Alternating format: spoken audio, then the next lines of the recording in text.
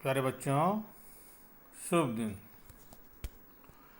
बच्चों, हम आयु के प्रकार के विषय में पढ़ रहे थे। आज ये 5वां प्रकार है आयु का, जिसे कहते हैं अदिश आयु या समविकर्णीय आयु। अब समविकर्णीय आयु से आप समझ गए होंगे कि इसके जो विकर्ण के अवयव हैं वो क्या होते हैं? समान होते हैं। और बाकी सब अवयव क्या होंगे? उसके शून्य होंगे। तो परिभाषा इसकी बोले हैं कि एक विकर्ण आयु अदिश आयु कहलाता है यदि उसके विकर्ण के अवयव समान हों। तो मैंने आपके यहाँ पर 3 उदाहरण लिए हैं। पहला उदाहरण लिया मैंने एक गुणा गया एक कोटि के अवयव का। तो मैंने एक ही अवयव लिखा है क्योंकि इसमें एक पंक्ति और एक स्तंभ है। तो ए बराबर हम अवयव 3 लिख सकते हैं। दूसरा अवयव मैंने 2 गुणा गया 2 कोटि का लिया है बी। इसके जो विकर्ण के अवयव हैं वो ऋण 1 और ऋण 1 है। तीसरा और बाकी जो अवयव हैं इसके शून्य हैं। तीसरा जो मैंने सी अवयव लिया है ये 3 गुणा गया 3 कोटि का है। इसमें आप देख रहे हैं कि जो विकर्ण के अवयव हैं 2, 2 और 2 हैं और बाकी जो सब अवयव हैं वह शून्य हैं। तो वर्ग अवयव हमने लिया बी बराबर बी आई जे एम गुणा गया एम। एम गुणा गया एम क्यों किया? कि यहाँ पर पंक्तियाँ और स्तंभ बराबर हैं। अब बी आई जे बराबर 0 कब होगा? यदि आई का मान जे के बराबर नहीं होगा, यानी पंक्तियों की संख्या यदि स्तंभ के बराबर नहीं हुई तो जो अवयव का मान शून्य हो जाएगा। तो बी आई जे बराबर के होगा, यानी कुछ मान होगा यदि आई बराबर जे हो, अर्थात ये वर्गावयव हो। आई बराबर जे का अर्थ हुआ ये वर्गावयव हो। तो अदिश आयु को परिभाषित करने के लिए आवश्यक है कि जो भी हम आयु लें वह वर्ग आयु होना चाहिए। तो हमने कहा बी आई जे बराबर के क्या है? कांस्टेंट है, कोई भी मान आप ले सकते हैं। तो इस आयु की कोटि क्या होगी? इसे हम कह सकते हैं कि यह n कोटि का अदिश आयु है।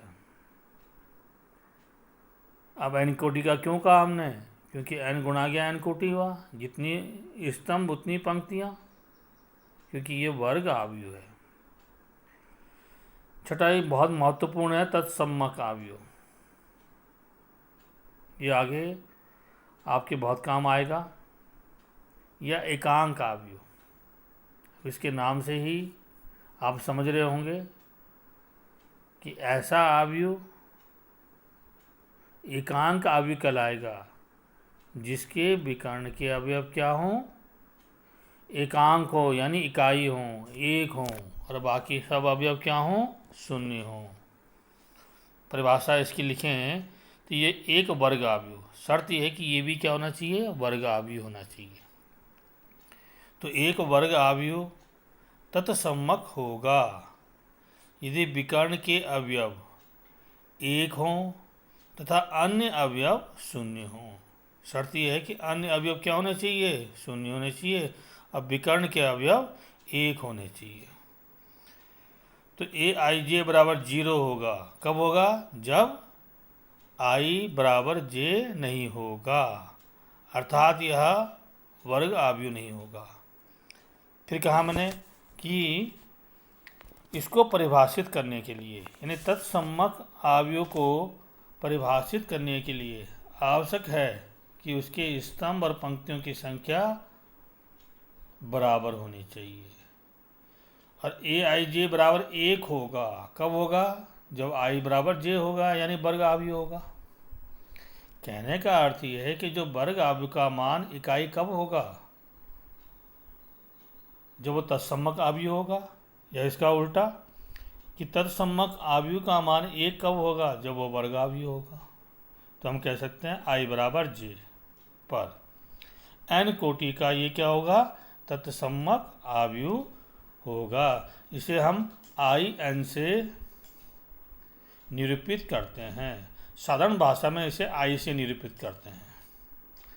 7वां हमारे पास है शून्य आव्यूह। अब जैसे नाम से ही आप समझ रहे हैं कि एक आव्यूह शून्य आव्यूह होता है यदि इसके सभी अवयव क्या हों, शून्य हो। चाहे वो 1 गुणा गया 1 कोटि का आव्यूह है, 2 गुणा गया 2 कोटि का आव्यूह है, तो A बराबर हम 0 लिख देंगे 1 गुणा गया 1 कोटि के आव्यूह में। 2 गुणा गया 2 कोटि के आव्यूह में हम B बराबर 0 0 0 0 लिख देंगे, क्योंकि इसमें 4 अवयव होते हैं। तो हम कह सकते हैं कि A बराबर AIJ M गुणा गया N, यदि AIJ बराबर 0 हो। तो जो हमारा शून्य आव्यूह है इसका मान क्या होता है, हमेशा शून्य होता है। अब 8वां हमारे पास जो आव्यूह का प्रकार है यह है समान आव्यूह।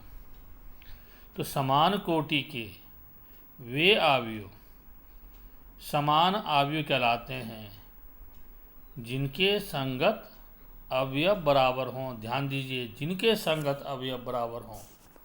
अब देखिए संगत अवयव का अर्थ क्या है कि 1 गुणा गया 1 कोटि का आव्यूह है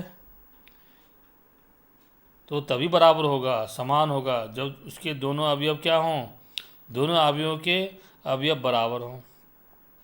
अब 2 गुणा गया 2 कोटि का है तो इसमें पहले का A11 दूसरे का A11, पहले का A12 दूसरे का A12, तीसरे का A21 पहले का A21 दूसरे का A21, अब पहले का A22 और दूसरे का A22 बराबर होने चाहिए। इसी प्रकार 3 गुणा गया 3 के आव्यूह में हम दे सकते हैं। तो समान आव्यूह के लिए हम लिखते हैं कि AIJ बराबर BIJ, यानी पूर्ण रूप से वह समान होगा। सममित आव्यूह, अब एक वर्ग आव्यूह A बराबर AIJ को आप सममित बोलेंगे, सिमेट्रिकल कहेंगे, यदि I और J के प्रत्येक मान के लिए, अब I का मान हम कोई भी रखें, J का मान कोई भी रखें, AIJ का मान AJI हो,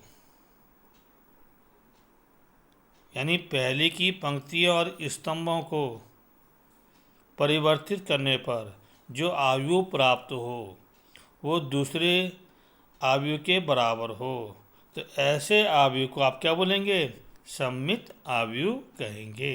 तो बच्चों इस क्लिप में इतना ही। Okay bye.